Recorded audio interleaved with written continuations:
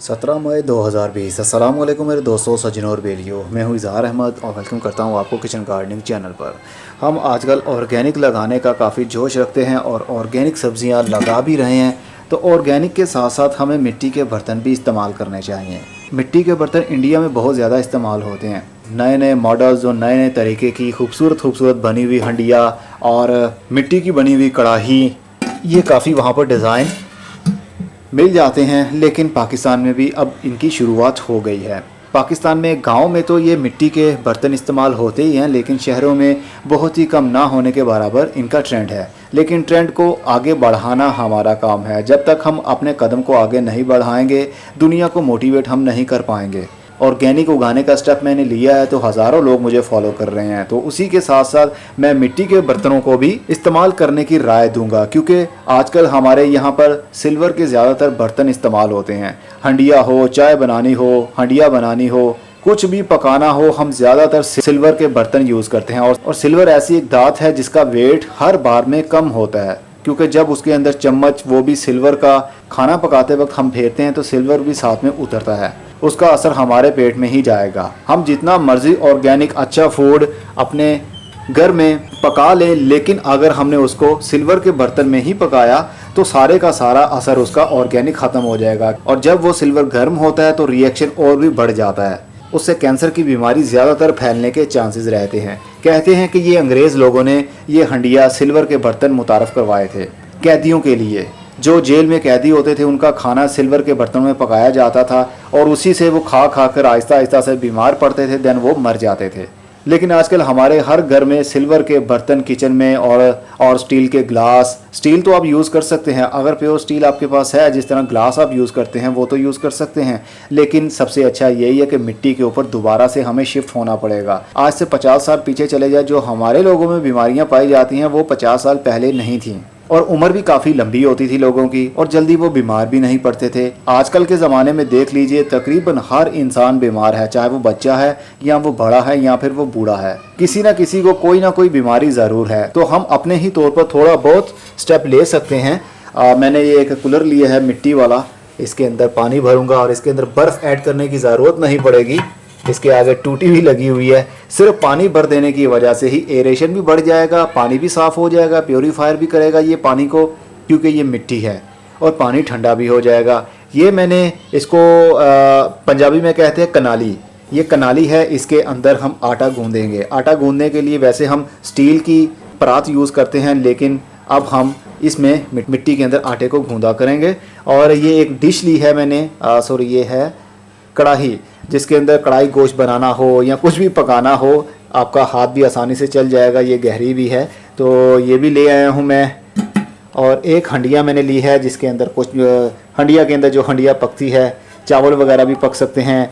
इस कढ़ाई के अंदर चावल भी बहुत आसानी से पक सकते हैं। ये काफ़ी बड़ी है, इसका मुंह आप देख सकते हैं, मेरा हाथ कहाँ है, और इसका काफ़ी डायामीटर ऊपर से खुला है। तकरीबन ये 10 से 12 इंच इसका डायामीटर होगा ऊपर से खुला हुआ। आसानी से हाथ भी चल सकता है पकाते वक्त। तो इसको इस्तेमाल कीजिए। बर्तन मिट्टी के ही आप ले लीजिए। मेरे पास ग्लास भी हैं। मैंने काफ़ी टाइम, तकरीबन 1 साल मैंने मिट्टी के गिलास के अंदर ही पानी पिया। लेकिन फिर आपको मालूम है ना, ये ट्रेंड हमारे घरों में ज़्यादातर होता नहीं है। ट्रेंड को हमें खुद बनाना पड़ता है। जैसे कपड़ों का एक डिज़ाइन नया आ जाता है ना, वो नया डिज़ाइन कैसे आता है? कोई मशहूर पर्सनैलिटी उसको जब पहनती है तो पब्लिक उसको देखती है, तो उसी टाइप के डिज़ाइन बनाने की कोशिश करते हैं, कॉपी करते हैं उसको। तो मेरा एक इमेज है इस दुनिया में, मुझे हज़ारों लोग फॉलो करने वाले हैं, तो मैं चाहता हूँ मेरे इस प्लेटफॉर्म से कोई अच्छा सा ही मैसेज सबको जाए। तो मिट्टी के बर्तनों का ट्रेंड दोबारा से लाना चाहिए हमें। जैसे जैसे हमारी ज़्यादा डिमांड बढ़ती जाएगी, जहाँ पर ये बर्तन मिलते हैं मिट्टी वाले दुकानों पर, वो और भी नए नए टाइप के बर्तन बनाकर हमें दे सकते हैं। क्योंकि जब डिमांड ही नहीं होगी तो बनाने वाले तो वैसे ही कम हो जाएंगे। मिट्टी के अंदर हंडिया पकाने से, खाना पकाने से टेस्ट भी बढ़ जाता है और बीमारियाँ भी बहुत कम हो जाती हैं। बस अभी अभी मैं लेकर आया हूँ तो सोचा आप लोगों के साथ भी शेयर करूँ, ताकि आप लोग भी स्टेप ले सके। इसको ख़रीदा है मैंने, मैं लाहौर से हूँ। मैंने लाहौर से एक बाल्टोन के करीब में मून मार्केट है, वहाँ के करीब में ही एक चौक है, मार्केट है, जिसको आवियाँ वाला चौक कहते हैं। आवियाँ वाला चौक, पता नहीं सही लफ्ज़ ले रहा हूँ या नहीं, वो है नदीम शहीद रोड के करीब में। ये नंबर स्क्रीन के ऊपर मैं मेंशन कर रहा हूँ जहाँ से मैंने लिए हैं। इनके पास से मैंने गमले भी काफ़ी मरतबा लिए हैं, इनकी मैंने काफ़ी मरतबा वीडियोज़ भी बनाई हैं। इनसे आप रब्ता कर सकते हैं, इनसे आप डिमांड कर सकते हैं। जो मैं लेकर आया हूँ अभी ये उनके पास और भी अवेलेबल हैं। साइज़ भी छोटा बड़ा साइज़ भी आपको मिल जाएगा, फैमिली के हिसाब से साइज़ आप ले सकते हैं। कूलर इससे भी छोटा है, इससे भी बड़ा है और उससे भी बड़ा है, काफ़ी सारे साइज़ आते हैं। तो आप ले सकते हैं। अपने किचन को भी मिट्टी के बर्तनों के ऊपर आहिस्ता आहिस्ता से शिफ्ट करें। मिट्टी के बर्तन टूट जाते हैं तो टूटने को क्या है, कांच भी टूट जाता है। अगर आपके कोई गेस्ट आए हों, हमें गिल्टी फील होती है कि जब हमारे घर में कोई मेहमान आया हो तो हम उसको दिखाएंगे हम मिट्टी के बर्तनों के अंदर पका रहे हैं और खा रहे हैं। हमें क्या ज़रूरत है किसी को बताने की या दिखाने की। अगर कोई ऐसा बंदा हो जो आपकी बात सुन सकता है, जो समझ सकता है, जो सेहत को अपनी अच्छा बनाना चाहता है, वो तो आपको फॉलो कर लेगा। लेकिन जिसने नहीं समझना वो आपकी बात सुनने को ही तैयार नहीं होगा। और जब आप उनको बताएंगे कि हमारे पास ये मिट्टी के बर्तन हैं, हम उसके अंदर ये खाना पीना कर रहे हैं, तो वो कहेगा अरे तुम लोग तो पेंडू हो। समझ रहे हैं ना। जो लोग आपको पेंडू कहते हैं कहने दें, हमें अपनी सेहत को अच्छा लेकर चलना है, क्योंकि हम अकेले नहीं हैं, हमारी फैमिलीज़ भी हैं, हमारा समाज भी है, दुनिया को भी हमने लेकर चलना है, अपने घर वालों को भी लेकर चलना है। हमारी हेल्थ, हमारी सेहत अच्छी होगी, हमारे आगे बच्चों की हेल्थ अच्छी होगी, उनको अच्छे से सपोर्ट कर सकेंगे। हम जल्दी हम बूढ़े नहीं होंगे। देखिए मर तो सभी ने जाना है, चाहे वो सेहतमंद इंसान हो या वो बीमार इंसान हो, लेकिन हम चाहते हैं हम थोड़ी सी लंबी उम्र हेल्दी लाइफ गुजारें। लंबी उम्र हो या ना हो, लेकिन हेल्दी लाइफ होनी चाहिए। जितने भी साल आप जिंदा हैं, कम बीमार पड़ें आप। अगर कम बीमार पड़ेंगे आपका इम्यून सिस्टम और भी स्ट्रॉन्ग होगा, मजबूत होगा, आप खुद को भी सपोर्ट कर सकेंगे और इस दुनिया को भी सपोर्ट कर सकेंगे अच्छे कामों में। अगर हम बीमार ही पड़ते रहे तो हमारा तो दिमाग ही काम नहीं करेगा, बस डॉक्टर और दवाइयाँ, बस यही कुछ हमारे लिए रह जाएगा खाने के लिए। एक ज़माना ये भी आएगा, कोई कहेगा क्या खाते हो, तो वो कहेगा मैं दवाइयाँ खाता हूँ जी।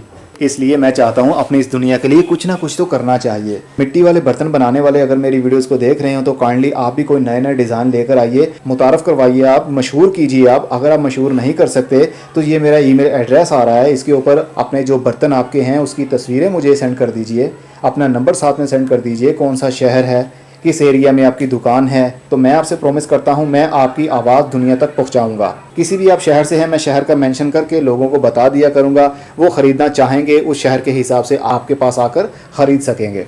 बस मिट्टी के बर्तनों के ऊपर शिफ्ट हो जाइए। और हाँ, कल का मैंने भूल गया था, मैं जो रेशियो बताना था, मैंने बोतल के अंदर कह रहा था कि NPK लिक्विड फर्टिलाइज़र बनाना है। उसके लिए आपने 1.5 लीटर वाली बोतल लेनी है, 1 लीटर उसके अंदर पानी ऐड करना है, 50 ग्राम आपने गुड़ लेना है, 50 ग्राम ही आपने गाय का गोबर लेना है और थोड़ी सी मिट्टी लेनी है, तकरीबन आधी मुट्ठी मिट्टी या 3-4 चम्मच मिट्टी के काफ़ी रहेंगे। और जब आप बोतल के अंदर भर लें तो उसको आपने एयर टाइट नहीं करना है, बल्कि ढक्कन को खुला ही रखना है 4 दिन के लिए।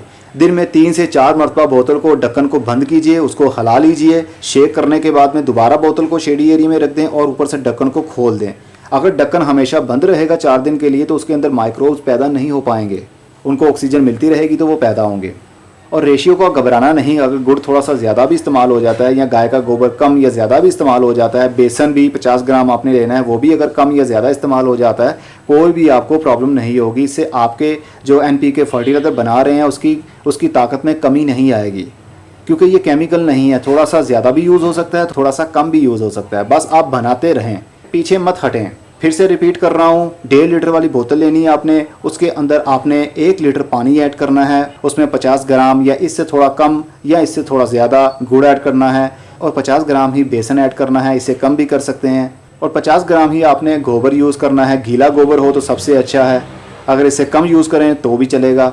और थोड़ी सी आपने दरख्त की मिट्टी लेनी है, जो बड़ा पेड़ होता है ना, बड़ा दरख्त होगा, उसके नीचे चूंटियाँ भी होंगी और भी कीड़े होंगे, वहाँ की मिट्टी आपने लेनी है, क्योंकि वो मिट्टी शेडी एरिया की मिट्टी होगी, उसमें खाद मिक्स नहीं होगी और वो मिट्टी माइक्रोब से भरी होती है। इस तरह बैक्टीरिया जल्दी मल्टीप्लाई होते हैं। तो आज ही बनाइए। वैसे कल की वीडियो के नीचे भी मैंने कमेंट में बता दिया था किसी को क्या रेशियो है। काइंडली आप कमेंट बॉक्स में जो कमेंट्स होते हैं वो ज़रूर रीड किया करें। हो सकता है मैंने किसी ना किसी का रिप्लाई किया हो, क्योंकि सबको रिप्लाई करना मेरे बस की बात नहीं होती है। तो कमेंट्स आप रीड किया करें, बहुत से सवालों के जवाब आपको लोगों के ही कमेंट से मिल जाते हैं। अब मैं चलता हूँ, खुदा हाफिज़।